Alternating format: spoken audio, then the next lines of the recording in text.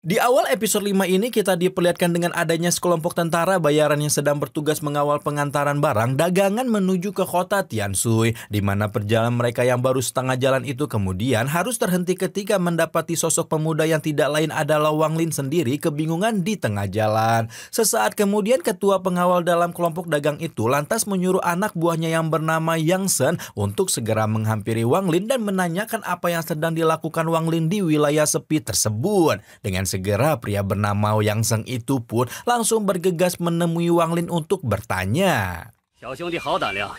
Setelah ditanya, Wang Lin kemudian memberitahukan kepada Yang Shen bahwa dirinya sedang menuju ke kota Tianshui namun terkendala peta perjalanan sehingga membuatnya tersesat dan tidak tahu jalan mana yang harus dilalui. Mendengar hal itu, sekelompok orang ini pun lantas mengajak Wang Lin untuk pergi bersama, berhubung tempat yang menjadi tujuan mereka adalah sama-sama kota Tianshui. Tanpa ragu, Wang Lin pun menerima tawaran berharga itu dan segera menaiki kereta pengangkut barang seperti yang diperintahkan. Di tengah perjalanan, diam-diam Wang Lin memeriksa sebuah jimat yang ia dapatkan dari kantong penyimpanan tetua Sun Dazu beberapa tahun yang lalu, di mana jimat tersebut ternyata merupakan harta karun langka yang sudah mengalami proses pemunihan melalui pengorbanan, yang juga sekaligus merupakan senjata ajaib yang memiliki kekuatan satu pukulan dari seorang biksu dalam tahap pembentukan ramuan. Selain memeriksa jimat tersebut, Wang Lin juga mengkonsultasikan tentang proses peningkatan kultivasi kepada Abah Situnan, di mana saat itu ia belum juga berhasil menerobos tahap pembentukan pondasi. Situasi ini pun lantas membuat Abah Situnan memberikan sarannya agar Wang Lin merebut pondasi dari orang lain yang sudah lebih dulu mencapainya. Selang beberapa waktu, malam pun akhirnya tiba. Pada saat itu Wang Lin dan sekelompok orang yang memberinya tumpangan ke kota Tianshui kemudian memutuskan untuk beristirahat serta bermalam di sebuah tempat sebelum melanjutkan perjalanan mereka keesokan harinya. Di tengah peristirahatan mereka, Wang Lin diperkenalkan dengan seorang pria parubaya yang bernama Tuan Li, yang dikenal sebagai sosok orang hebat, berpengetahuan tinggi, penuh pengalaman, yang secara kebetulan punya kemampuan untuk meramalkan nasib seseorang di masa depan. Pada kesempatan kali itu, Tuan Li menunjukkan kemampuannya dalam hal meramal-meramal yang kemudian membuatnya terkejut-kejut ketika mendapati bahwa para pengawal dalam kelompok tersebut akan mendapatkan bencana atau bahaya yang mengancam nyawa. Melihat gambaran masa depan seperti itu, Tuan Li pun menjadi sangat panik karena ia berarti sebentar lagi mereka semua akan menghadapi bahaya itu, astagfirullah. Ia pun kemudian mencoba menerawang masa depan Wang Lin karena masih penasaran apakah Wang Lin juga akan bernasib sama seperti orang-orang yang sudah diramalnya. Namun betapa terkejutnya Tuan Li ketika ia mendapati bahwa pemuda bernama Wang Lin itu tidak bisa diterawang masa depannya, yang sekaligus menandakan bahwa kemampuan cenayang Tuan Li belum memadai untuk membaca Wang Lin. Tidak berselang lama, Wang Lin dan beberapa orang yang sedang mengobrol bersama tiba-tiba dikejutkan dengan kemunculan sebuah suara yang menandakan telah adanya penyerangan terhadap anggota kelompok mereka. Dan benar saja, satu anggota mereka ternyata telah tewas di tangan musuh yang tidak lain adalah sekelompok bandit atau pencuri yang sedang mengincar barang dagangan berharga dari kelompok tentara bayaran. Di mana saat itu kelompok pencuri itu meminta agar Liu Shan beserta bawahannya segera menyerahkan ginseng 500 tahun. Tapi sayangnya Liu Shan menolak permintaan itu dan malah membalas dendam atas kematian salah satu anggotanya. Karena Liu Shan tidak menuruti permintaan para pencuri, pimpinan atau ketua dari kelompok pencuri itu pun akhirnya turun tangan dan segera melakukan tindak pengancaman kepada Liu Shan dan kawan-kawan. Di mana saat itu ia kembali menegaskan agar Liu Shan mau menyerahkan ginseng berharga itu, karena jika tidak maka mereka semua akan dipastikan pulang ke kota Tianshui dengan tinggal nama saja. Pada saat yang sama, Wang Lin mencoba mendeteksi siapa sosok yang sedang mengancam mereka itu, dan betapa terkejutnya Wang Lin ketika akhirnya menyadari bahwa sosok pemimpin pencuri tersebut adalah kawan lamanya yang bernama Zhang Hu. Di sisi lain, ancaman peringatan yang diberikan oleh Zhang Hu barusan membuat Tuan Peramal alias Tuan Li memberikan sarannya kepada Liu Shan supaya ia memenuhi permintaan para pencuri itu dengan menyerahkan ginseng yang ada di tangan mereka. Hal itu dikarenakan Tuan Li menyadari bahwa yang menjadi lawan mereka adalah sosok pejuang jalan keabadian yang kekuatannya tidak sebanding dengan kelompok mereka, serta tidak mungkin dapat dikalahkan oleh sosok manusia biasa seperti mereka. Walau berat hati, pada akhirnya Liu Shan pun menyerahkan ginseng tersebut kepada para pencuri itu, tapi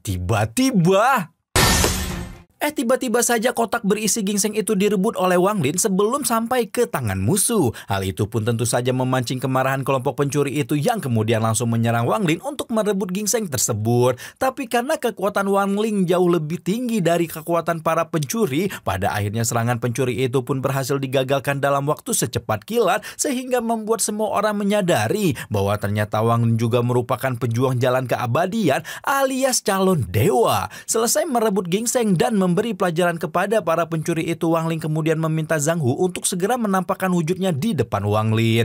Tak berselang lama, sosok Zhang Hu pun akhirnya keluar dari persembunyiannya yang saat itu kedatangannya langsung disambut oleh para bawahannya.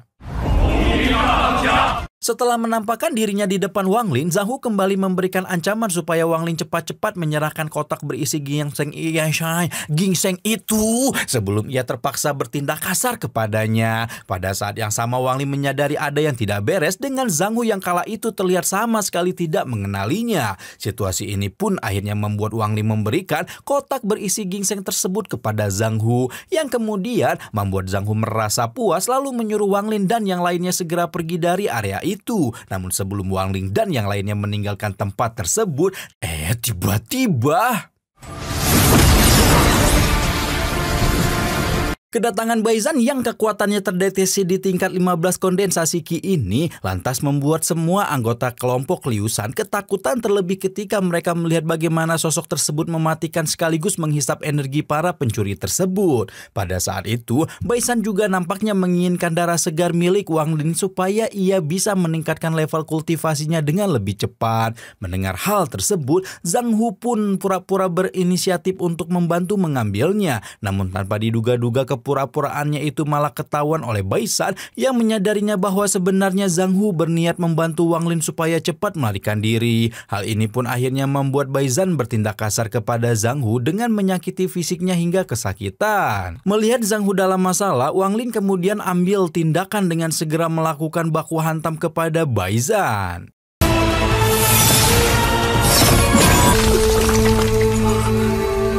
Setelah pertarungan sengit melawan Bai Zhan, Wang Lin kemudian menghampiri Zhang Hu yang kala itu akhirnya bisa terbebas dari racun pengendali yang ditanam oleh Bai Zhan di tubuhnya. Namun sesaat kemudian semua orang dikejutkan dengan tindakan Zhang Hu yang berniat untuk menghabisi semua anggota kelompok Liu Shan demi bisa menjamin kerahasiaan dari insiden malam itu. Tapi untungnya aksi Zhang Hu kali ini berhasil digagalkan oleh Wang Lin yang kemudian memberikan solusi lain dengan menghapus ingatan semua anggota kelompok Liu Shan terkait insiden malam itu.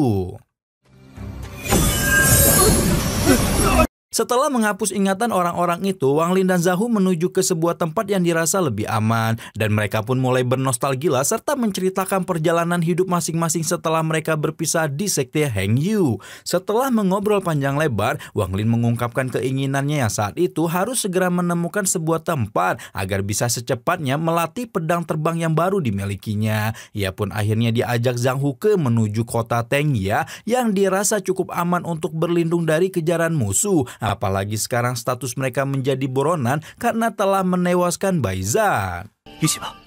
Sesampainya di kota Tengjia, Wang Lin dan Zhang Hu sempat dikejutkan dengan kemunculan sosok kuat dari sekte Xi Yin yang terdeteksi punya kekuatan di tahap pembentukan pondasi. Usut punya usut, orang-orang sekte Xi Yin ternyata dikenal sangat jahat sehingga Zhang Hu menyarankan Wang Lin supaya berhati-hati dan tidak sampai berurusan dengan mereka. Beberapa waktu kemudian tibalah Wang Lin di sebuah tempat penginapan dan ia pun segera melatih pedang terbang agar secepatnya bisa ia kendalikan. Pada saat itu Wang Lin kesulitan menaklukkan pedang tersebut sehingga ia pun meminta saran Abah Situnan agar bisa segera menaklukkannya. Di mana saat itu Abah Situnan memberitahukan sebuah teknik pemurnian darah agar senjata pusaka itu bisa lebih cepat untuk dikendalikan.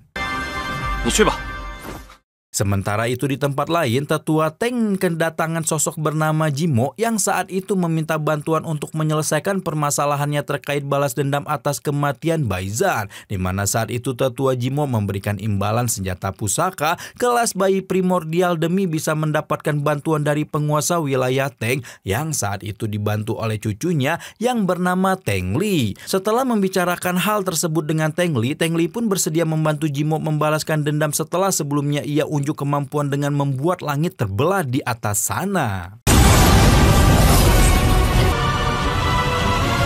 Ramainya kota Tengjia yang penuh dengan lalu lalang para pedagang dan pembeli membuka cerita pada episode ke-6 kali ini. Di salah satu toko, Zhang Hu tampak sedang ingin menjual sebuah harta berharga berupa ginseng darah ribuan tahun yang sangat langka dan teramat mahal. Akan tetapi Zhang Hu enggan melepas barang tersebut lantaran ditawar oleh si pemilik toko dengan harga murah, yakni senilai 250 batu spiritual kelas rendah. Dengan menggunakan tips and trik ala emak-emak belanja ke pasar, ia memilih untuk pergi meninggalkan toko agar dipanggil lagi guna menemukan harga yang paling sesuai. Hanya saja Zhang Hu tetap kagak jadi melepas ginseng darah ribuan tahun sampai kemudian ia dicegat oleh dua orang bertopeng.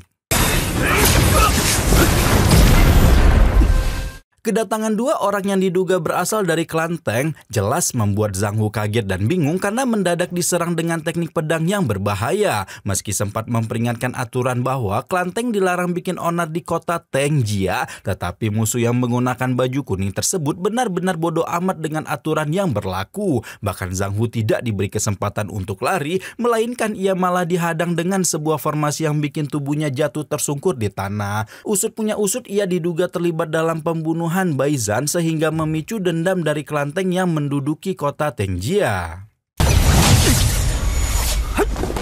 Berlarian ke sana kemari dikejar-kejar segerombolan musuh membuat Zhang Hu harus pontang-panting menghindari setiap serangan pedang yang menyasarnya. Beruntung ia punya pergerakan yang gesit sehingga bisa terhindar dari hal-hal buruk yang tidak diinginkan. Sampai pada akhirnya ia terkepung di depan sebuah pintu gerbang di mana ketua pasukan musuh tersebut menampakkan diri dengan wajah yang penuh dengan kebencian. Ya, dialah Teng Li yang telah dibayar untuk membalaskan dendam atas kematian Bai Zhan.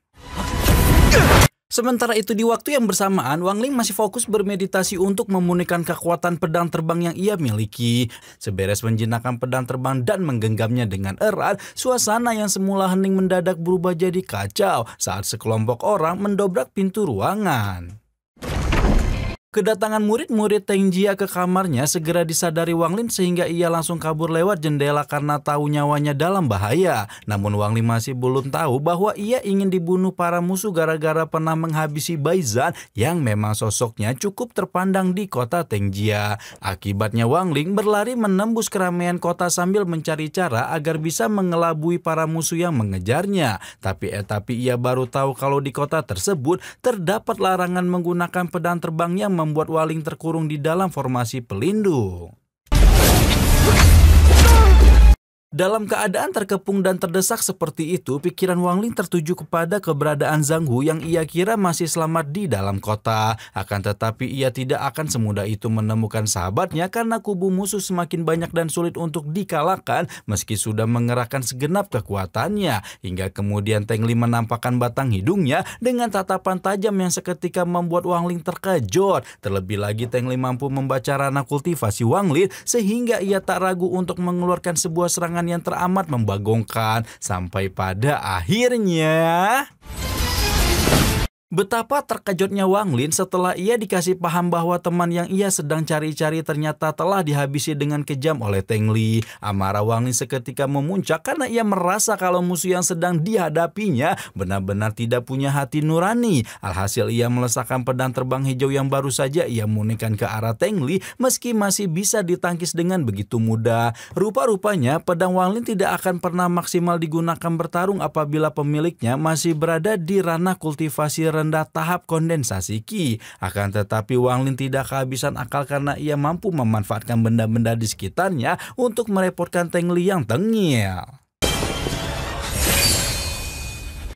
Kecerdikan Wang Ling mengganggu konsentrasi musuh, segera ia manfaatkan untuk kabur secepat kilat menggunakan jimat ajaib yang bikin ia bisa berlari kencang. Hanya saja Teng Li dan anak buahnya tidak mau membiarkan Wang Ling kabur begitu saja, sehingga mereka juga ikutan terbang melewati setiap bangunan di kota Tengjia. Keadaan satu lawan banyak semakin membuat Wang Ling kewalahan, terlebih lagi ketika Teng Li beberapa kali melepaskan serangan pedang yang berbahaya. Meski begitu, ia sukses menghindari serangan-serangan dari Teng Li walau harus merelakan kekuatan jimat ajaibnya semakin menipis.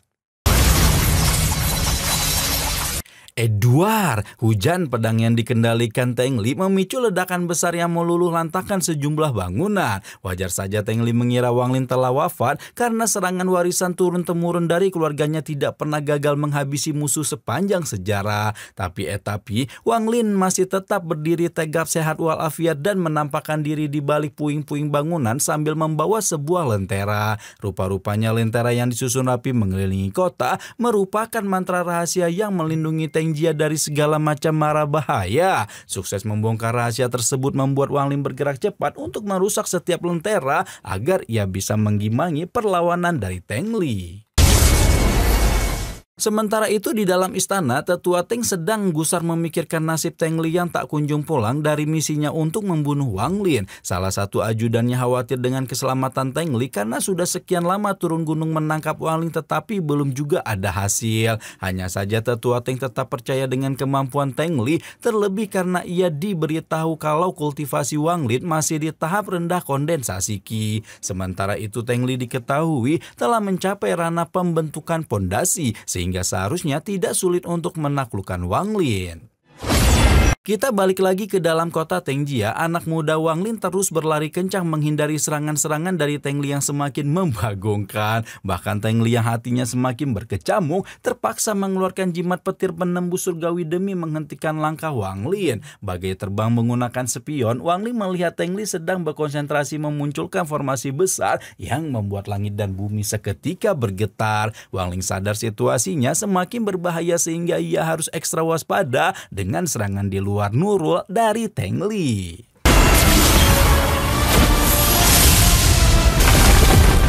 Dengan formasi raksasa sebesar itu sudah hampir pasti Wang Lin akan bertemu dengan ajal karena ranah kultivasinya masih terlampau rendah. Akan tetapi bukan Wang Lin namanya kalau tidak menyimpan rahasia lain karena ia masih bisa menggunakan jimat teleportasi yang bisa membawanya ke tempat lain. Mendapati jurus andalannya berakhir sia-sia, Teng Li terkekeh karena semakin tertantang dengan Wang Lin serta ia ingin merebut jimat teleportasi. Di sisi lain Wang Lin yang selamat dari maut merasa heran karena Teng Li diam-diam memiliki pusaka yang umumnya dimiliki oleh kultivator dari ranah bayi primordial.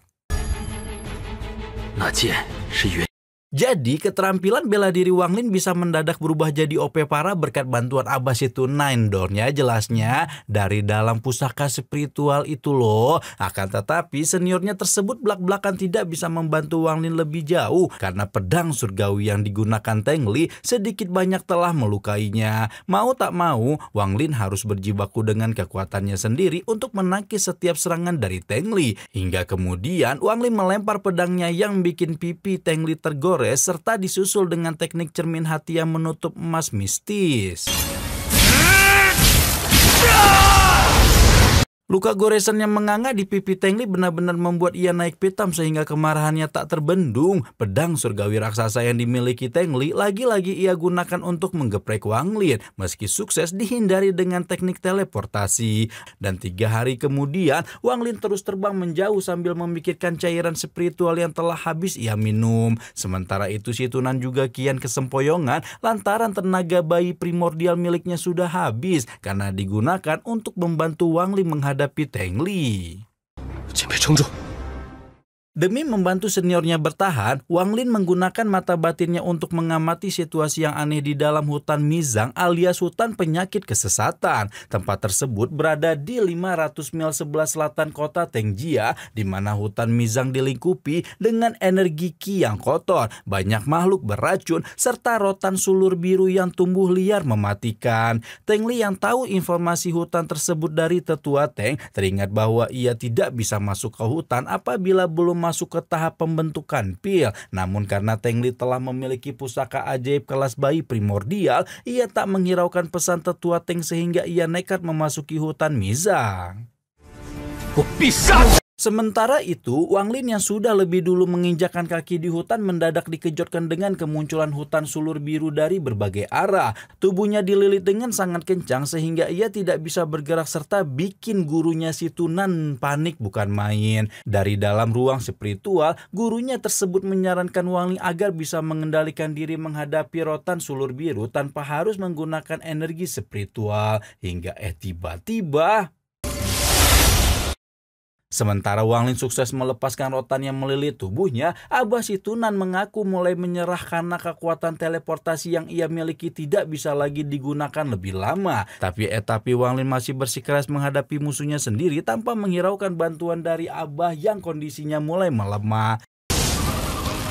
Cerita dimulai dengan kilas balik 10 tahun yang lalu di mana seorang bernama Zhao Guo, kultivator bebas di tahap 10 ranah kondensasi Qi yang dikepung banyak orang dan tiba-tiba dihadang seorang bocah kecil yang tak lain adalah tuan muda klan Teng, yaitu Teng Li di masa mudanya. Usut punya usut ternyata Teng Li muda mengincar satu barang pusaka warisan dari leluhur Zhao Guo. Sebagai kultivator yang tingkatnya masih rendah, Zhao Guo yang dibully tuan muda Teng Li dan para bawahannya merasa ketidakadilan.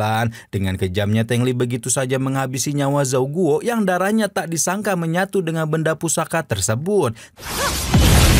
Setelah berhasil merebut pusaka, Teng Li terbang menemui kakeknya. Teng Li yang sedari kecil selalu dimanjakan oleh kakeknya sebagai ketua dari kota klan Teng sudah terbiasa mendapatkan apapun yang diinginkannya, sehingga membentuk karakternya sedari kecil hingga dewasa selalu menghalalkan segala cara untuk bisa mencapai tujuannya. Kakeknya bahkan menjanjikan bahwa semua pusaka di seluruh dunia adalah milik Teng Li, sehingga ambisi keserakahan menguasai semua pusaka terpantri dalam hati Teng Li hingga dewasa. Nah, setelah kita melihat masa lalu 10 tahun yang lalu itu, kita kemudian dibawa kembali ke 10 tahun kemudian di mana saat ini Teng Li dewasa dalam usahanya memburu Wang Lin sampai ke hutan Mizang yang penuh bahaya racun.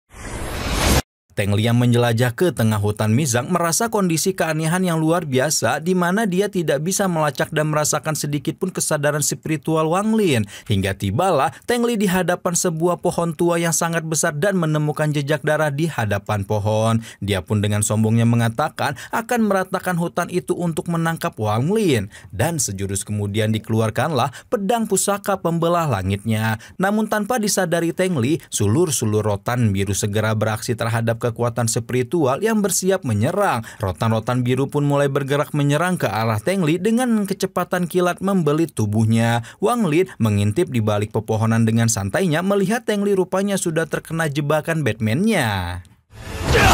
Teng Li tidak menyerah begitu saja dan berusaha melawan balik rotan sulur biru, tetapi tanpa disangka-sangka dengan keadaan tanpa pedang pusaka, Teng Li masih berusaha bertahan dengan pusaka perisai keemasan yang hanya melindungi di satu sisi tubuh. Wang Lin yang melihat kesempatan bagus tanpa menunda-nunda segera melayangkan pedang pusaka hijaunya untuk mengarah ke Teng Li yang masih dibelit rotan sulur biru. Teng Li terluka parah setelah perisainya hancur dan terkena ledakan besar. Tetapi dendam kesumat membuatnya bangkit kembali untuk membuat perhitungan dengan Wang Lin. Teng Li bersumpah ingin membuat Wang Lin merasakan segala penderitaan di dunia ini, mencabut jiwanya dan dimurnikan sampai mati. Wang Lin bergegas melarikan diri sambil menanyakan kondisi Abah Situnan, tetapi Abah menguatkan hati Wang Lin dan mengatakan dirinya masih kuat dan memperingatkan Wang Lin untuk super berhati-hati terhadap Teng Li yang tingkat kultivasinya ratusan hingga ribuan kali lebih tinggi daripada dirinya dan sejak kecil tidak pernah merasakan kesusahan. Kalau seandainya tanpa bantuan pusaka pedang terbang hijau, pasti Wang Lin sudah kalah di tangan Teng Li. Abah Situnan berpesan apabila Wang Lin bisa menghancurkan pusaka cermin hati menutup emas mistis yang melindungi Teng Li, barulah bisa mencabut nyawa Teng Li. Sambil berlari, Wang Lin yang tanpa gentar mulai memikirkan strategi langkah selanjutnya untuk menjebak Teng Li. Sedangkan Teng Li dengan penuh amarah menyerang dengan membabik buta ke tengah-tengah hutan. Bahkan Abah Situnan pun tidak bisa menebak jalan pikiran Wang Lin yang membuat jebakan baru untuk Teng Li. Hingga tiba di satu titik lokasi, Wang Lin berhenti sehingga Teng Li berhasil menemukan dan berhadapan dengan Wang Lin. Hingga tiba-tiba Teng Li yang mengetahui ada serangan diam-diam lantas mengeluarkan pusaka yang lain yaitu lonceng emas raksasa sehingga melindungi tubuhnya dari pedang terbang hijau. Sekali lagi dia meluncurkan pedang pusaka pembelah langitnya yang sudah diberi mantra darah dan menyerang ke arah Wang Lin. Dengan sigap Wang Lin memasang formasi pusaka dan bom melindungi tubuhnya, tetapi karena kekuatannya masih kalah dibanding Teng Li, maka Wang Lin pun memilih kabur 1000 langkah. Teng Li meluncurkan pusaka pedang pembelah langitnya yang kali ini dengan kekuatan maksimal untuk menyerang Wang Lin.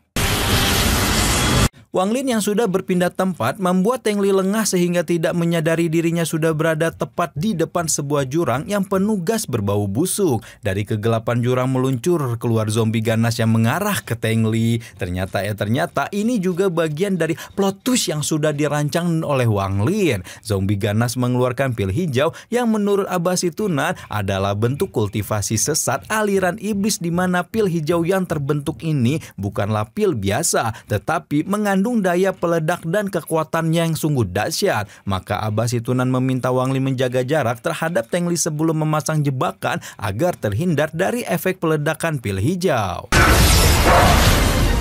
Teng Li akhirnya balik dikejar oleh zombie ganas pil hijau. Tubuh zombie itu ditengarai sudah memiliki kesadaran layaknya manusia sehingga bisa bereaksi terhadap musuh. Tetapi yang membuat Abasitunan penasirin adalah bagaimana Wang Lin bisa tahu di tempat itu ada zombie ganas. Ternyata Wang Lin selama melarikan diri terus merasakan aura dari zombie tersebut, tetapi semakin ke dalam keberadaan sulur dari rotan biru semakin jarang. Maka dia membuat kesimpulan di dalam pastilah tersembunyi suatu makhluk yang membuat rotan biru takut, sehingga dirancanglah plot twist untuk mengarahkan Teng Li ke tempat misterius tersebut. Dan ternyata berhasil. Saat ini Teng Li yang dikejar zombie lupa untuk mengejar Wang Lin. Belum sempat menghela napas, pedang terbang hijau Wang Lin menyerang dari arah belakang dan melukai bahu Teng Li. Pusing karena kena plot twist yang tidak ada habisnya membuat Teng Li bengong. Di belakang ada zombie ganas, depan ada Wang Lin dengan pedang terbang hijau yang siap mencabut nyawa. Nah lo kan, pusing kan si Teng Li, maju kena, mundur kena. Dalam kondisi kepepet, Teng Li memilih untuk tetap bertarung mati-matian. Dia pun bertaruh pada pedang terbang siapa saja yang bakal lebih cepat menyerang. Wang Lin meskipun sudah diperingatkan Abasitunan tetap siap menyerang, tapi bukan Wang Lin namanya kalau tidak mencoba di tengah kemustahilan. Teng Li yang pingsan dibawa Wang Lin melalui cincin penyimpanannya. Di tengah kobaran api ledakan dahsyat, zombie ganas pun datang mencari keberadaan Teng Li. Setelah pertarungan yang hebat, Wang Lin beristirahat dan bermeditasi di atas lereng bukit yang tenang dan terpapar sinar matahari. Abasitunan masih belum bisa move on dari kejadian yang baru saja terjadi. Melihat betapa nekat muridnya ini, kalau terlambat sedikit saja Abasitunan untuk berteleportasi, Wang Lin sudah pasti tewas. Tapi menurut perhitungan Wang Lin, hanya dengan cara beresiko itu barulah dia bisa menghabisi Teng Li sebelum dia memulihkan kekuatan spiritualnya. Bahkan seorang Abasitunan juga tak berani mengambil resiko seperti Wang Lin. Dia pun benar-benar salut dan melihat satu sisi berani ambil resiko dari seorang Wang Lin. Dengan adanya tubuh Teng Li, Wang Lin akan merebut pembentukan fondasinya untuk memperkuat kultivasi Wang Lin. Dan Abasitunan merasa itu adalah hal yang sangat bagus. Dengan melihat bekal, kemampuan dan tingkat kultivasi Teng Li yang begitu tinggi meskipun di usia yang begitu muda, pastilah sangat jenius. Hal ini akan langsung mengupgrade kemampuan Wang Lin menjadi semakin OP dalam waktu singkat. Saat menjalani prosesi perebutan kultivasi Teng Li untuk transfer ke tubuh Wang Lin, jiwa Teng Li meronta-ronta dan menoleh tanda pada token pribadinya yang terhubung kepada token sang kakek. Sehingga ketika itu juga membuat sang kakek mengetahui bahwa cucunya dalam keadaan kritis. Hal ini membuat kakek Teng Li, sang ketua Teng, langsung murka dan berniat mencari tahu keberadaan cucunya sekaligus untuk membalaskan dendamnya. Dengan tokennya, sang kakek bisa melihat di mana Wang Lin sedang merebut jiwa Teng Li untuk menarik kekuatan kultivasinya. Kakek Teng meminta Wang Lin untuk melepaskan Teng Li maka akan diampuni nyawanya. Tetapi bukan Wang Lin namanya kalau tidak tuntas membalaskan dendam kematian sahabatnya Zhang Wu, maka tidak dipedulikan lagi kata-kata kakek Teng Huayuan. Sampai akhirnya Teng Li pun mati di tangan Wang Lin dan kultivasinya berhasil diambil alih. Kisah dimulai dengan 3 tahun berlalu sejak peristiwa Wang Lin mendapatkan kultivasi dari Teng Ling Er. Akhirnya Wang Lin keluar dari persemediannya. Sesuai pengarahan dari Abasitunan, Wang Lin akhirnya sudah menguasai teknik menembus ke alam kematian dan teknik hati untuk mencari tanah yin ekstrim. Seberes mempelajari dan mengingat semua teknik yang diajarkan Abasitunan, Wang Lin berencana mencari tempat yang sesuai untuk berkultivasi. Abasitunan yang selalu sudah berusaha menyelamatkan Wang Lin dari serangan Teng Ling Er menyebabkan dirinya harus tertidur lama karena telah banyak menghabiskan energi esensi bayi primordialnya. Wang Lin, sang murid, berjanji akan kembali dan memurnikan pil untuk memulihkan masternya itu.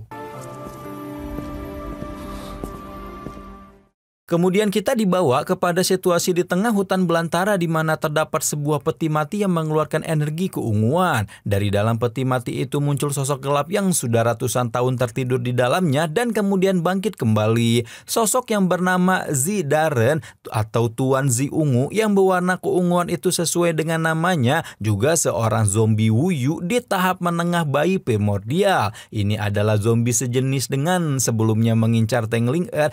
Masih ingat kan? Tetapi zombie yang ini kekuatannya jauh lebih dahsyat dan bisa terbang. Serem kan? Nah, zombie yang baru bangun dari peti mati itu langsung berniat mengejar seseorang dengan penuh dendam dan amarah. Wang Lin yang sedang terbang di sekitar hutan tersebut ikut merasakan energi yin yang sangat kental. Dia pun terbang melesat mengikuti arah energi yin dan yang kental tersebut dan menemukan tanah reruntuhan orang mati. Setibanya di wilayah tersebut, Wang Lin melihat banyak penduduk yang beraktivitas seperti biasanya. Saat tiba-tiba suatu keanehan terjadi begitu Wang Lin menyentuh kuda dan kuda itu pun tiba-tiba lenyap seperti kertas yang terbakar api. Zona wilayah yang penuh energi kemerahan dipenuhi dengan kekerasan di mana pasukan berkuda dengan senjata tajam seperti bega mulai membantai penduduk setempat. Semuanya musnah begitu saja dalam satu malam. Tanah yang penuh hawa kegelapan ini terbentuk dari puluhan juta kematian sehingga menjadikan tanah yin yang sangat ekstrim. Begitu menemukan tempat kultivasi yang pas, Wang Lin segera bersemedi sambil berkultivasi. Dengan mengacu kepada kitab yang dipelajarinya, Wang Lin dengan menggunakan batu-batuan kecil membentuk sebuah formasi besar yaitu formasi penyesat yang akan melindungi dirinya dari ancaman musuh dari luar saat dirinya berkultivasi. Seusai memasang formasi besar, Wang Lin mulai mempraktekkan teknik untuk memasuki alam orang mati yang dibagi menjadi 9 tingkat. Setiap kultivasi 3 tingkat, di mana hal penting yang utama adalah menerobos ke Dantian, Jihai atau lautan Qi, dan Zujiao. Ada 3 titik di dalam tubuh yang terbentuk secara vertikal. Proses kultivasi ini disebut sebagai menembus titik tubuh. Persentase keberhasilan menembus titik ini ada pengaruh besar dengan pemilihan tempat kultivasi yang bersifat yin ekstrim. Ketika masa penembusan titik yang singkat berhasil, akan bisa mengkondensasi pil dingin atau disebut dengan handan. Nah, begitu handan muncul, maka kekuatan spiritual di dalam tubuh akan segera menjadikan kekuatan yin yang dingin, di mana pada akhirnya 3 handan menyatu menjadi tahap pembentukan pil atau jidan.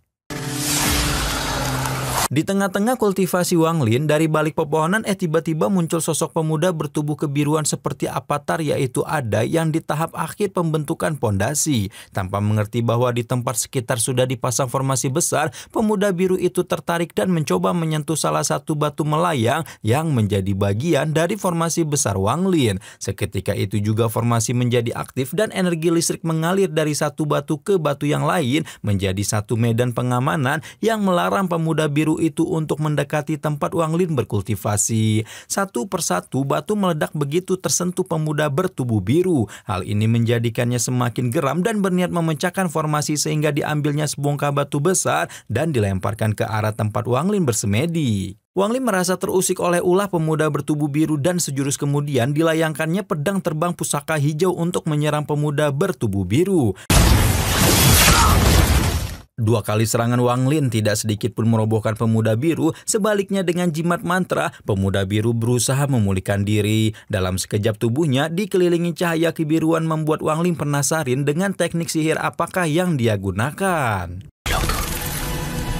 Pemulihan tubuh pemuda tersebut begitu cepatnya, luka tusukan maupun serangannya pun segera tertutup kembali tak terbekas. Wang Lin segera menanyakan siapa gerangan pria bertubuh biru dengan teknik sihir ajaib itu, memintanya mundur dan tidak mengganggu proses kultivasinya dengan sopan santun. Pemuda bertubuh biru hanya dengan body language bahasa ala-ala Tarzan berusaha menanggapi Wang Lin yang terbengong-bengong. Wang Lin yang tidak suka basa-basi segera mengancam siapapun yang tidak mendengarkan permintaannya tidak akan ada minta ampun. Nah, si pemuda biru yang tidak tahu cara berkomunikasi menuju ke sebuah bangunan berbatu seperti hendak menunjukkan sesuatu kepada Wang Lin. Dan dengan ketajaman pikirannya, Wang Lin berhasil menebak bahwa pemuda biru tertarik pada formasi batu melayang yang tadi dipasang oleh. Dan dengan bla bla bla bla, si pemuda biru mengiyakan Wang Lin sambil berusaha mengangkat batu besar di hadapannya. Wang Lin gagal fokus terhadap jimat-jimat kertas kuning di tubuh pemuda biru tersebut. Semakin merasa aneh, Wang Lin melihat pemuda biru berjalan ke arahnya sambil mengangkat batu dan melemparkan sebuah mutiara keemasan yang ternyata adalah senjata sihir transformasi ribuan ilusi. Dan senjata ini berada di tahap jidan atau pembentukan pil. Sejurus kemudian muncullah Wang Lin versi ilusi di hadapannya, maka Wang Lin pun menyadari sihir ilusi dari senjata sihir tersebut. Sejurus kemudian Wang Lin menempa dan memurnikan mutiara sihir di hadapannya sehingga tiba-tiba sudah mencapai ranah bayi primordial. Wang Lin terkagum-kagum dengan efek dari senjata sihir yang begitu real seperti tanpa filter. Semakin banyak energi masuk ke dalam mutiara itu, maka semakin real efek ilusinya. Kamera laknat pun kalah ya guys ya.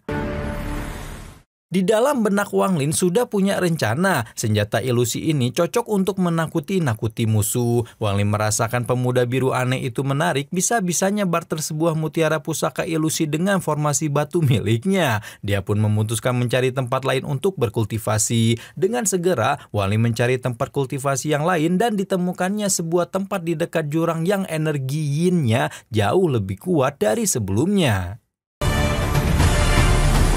Wang Lin tidak mengetahui kekuatan spiritualnya saat ini karena adanya beberapa kali perubahan yin ekstrim yang aneh dan juga adanya pengikisan sudah membuatnya berkembang menjadi ranah yang ekstrim. Penyebab semua itu adalah metode memasuki alam orang mati. Teknik ini sangat jarang dikuasai orang, bahkan bisa mencapai kekuatan spiritual ranah yang ekstrim. Dampak dari Wang Lin menerobos ke ranah ekstrim yin sehingga lokasi sekitarnya pun membeku menjadi es. Wang Lin merasakan tingkat kesulitan dari teknik menuju ke alam kematian semakin sulit dan dia benar-benar membutuhkan bantuan tanah ekstrim yin dengan kualitas tinggi. Di tempat yang lain, zombie ungu dari atas mengawasi zombie muda yang sempat mengejar Ling Er. Zombie ungu sebagai tuannya memerintahkan zombie muda untuk mencari bayi primordial miliknya supaya setelah menelan bayi primordial, dirinya bisa bebas dan sebagai balasannya akan membantu zombie muda untuk bertransformasi menjadi zombie iblis. Wang Lin yang terus menjelajah akhirnya menemukan satu tempat terbengkalai dengan energi yin besar dan dirinya merasakan pemuda biru yang tadi masih mengikuti dari belakang. Sejurus kemudian pedang terbang hijau pun melayang. Wang Lin yang tidak suka privasinya diganggu sangat ilfil terus dikuntit pemuda biru tersebut. Nah, si pemuda biru kembali bla bla bla bla bla yang dari gerak-geriknya ditangkap Wang Lin sebagai ajakan untuk mengikuti si pemuda bertubuh biru dan akhirnya Wang Lin mengikuti pemuda biru tiba di sebuah lokasi dengan tulang belulang yang sangat besar. Pemuda biru naik ke atas batu satu bangunan tinggi dan mengaktifkan satu titik formasi. Kemudian selanjutnya menuju ke menara tinggi yang lainnya juga untuk mengaktifkan titik formasi sehingga akhirnya terbentuk beberapa titik formasi yang mengarah ke langit. Setelah formasi terbentuk ke atas langit, si pemuda biru kemudian berkomat-kamit merapalkan mantra hingga tiba-tiba Wang Lin merasakan patung pahatan batu raksasa itu seperti hidup. Sejurus kemudian Wang Lin melesat naik ke atas patung dan dengan pusakanya mendeteksi bahwa tempat ini adalah tempat yin ekstrim yang tertinggi, yaitu tanah yin ekstrim tingkat 10 yang tertinggi. 5 hari kemudian, teknik memasuki alam kematian tingkat 5 sudah berhasil diselesaikan oleh Wang Lin. Tiba-tiba langit menjadi gelap, peti mati muncul dari balik awan hitam mengarah ke Wang Lin dan pemuda biru. Langsung pemuda biru yang melihat itu mengaktifkan formasi teleportasi untuk melarikan diri. Nah, di dalam kuil, Wang Li melihat patung di hadapannya seakan hidup dan ia pun segera melancarkan serangan pedang terbangnya. Lalu muncullah sosok orang tua yang meminta Wang Lin untuk tidak impulsif dan menyatakan dirinya tidak punya niatan buruk terhadap Wang Lin. Nah, seorang pria berkepala tua namun berbadan bocah tersebut mengenakan gembok batu kuno. Pemuda biru menghalangi Wang Lin yang ingin menyerang pria tua berbadan bocah. Pria tua tersebut adalah bayi primordial Huyu yang di tahap awal bayi primordial. Ternyata selama ini pria tua Wuyu membuka penampakan zombie ungu yang sudah ratusan tahun menunggu dan mengincar tuannya.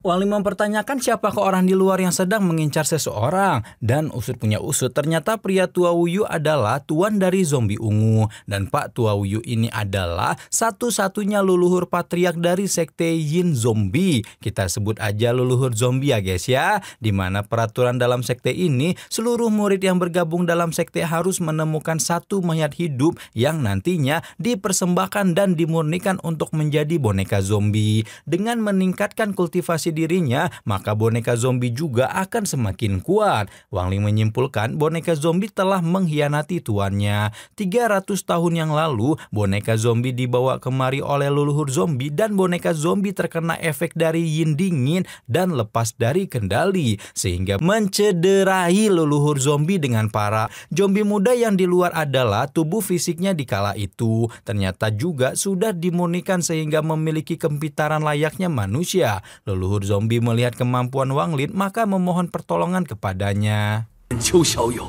Leluhur zombie mengatakan dirinya bisa membuka portal teleportasi menuju ke markas besar sekte zombie Yin dan mengatakan bahwa dia bisa mengirimkan Wang Lin menuju ke sana. Tetapi Wang Lin yang bersikap waspada balik bertanya mengapa dia tidak pergi sendiri saja. Ternyata leluhur zombie tidak bisa berjalan jauh meninggalkan tubuh zombinya lebih dari 100 mil. Terlebih lagi tubuh bayi primordialnya jika memaksakan bertindak maka tubuh bayi primordialnya akan musnah.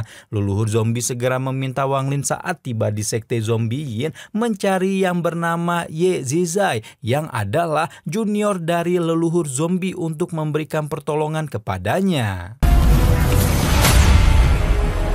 Leluhur zombie mengetahui dari adai si pemuda biru bahwa Wang Lin tengah berkultivasi dengan menggunakan energi yin dingin dan memberitahu Wang Lin di tengah sekte zombie yin ada sebuah tempat kultivasi yang mengandung energi yin dingin dengan tanah berkualitas yin. Jadi tanpa lama-lama lagi leluhur zombie segera membuka formasi teleportasi dan menyerahkan kepada Wang Lin untuk memilih pergi atau tidak. Wang Lin mempertimbangkan boneka zombie yang di luar bertampang pembunuh ganas jika tidak meninggalkan tempat itu menunggu boneka zombie menerobos masuk maka akan membahayakan buat dirinya sendiri hingga akhirnya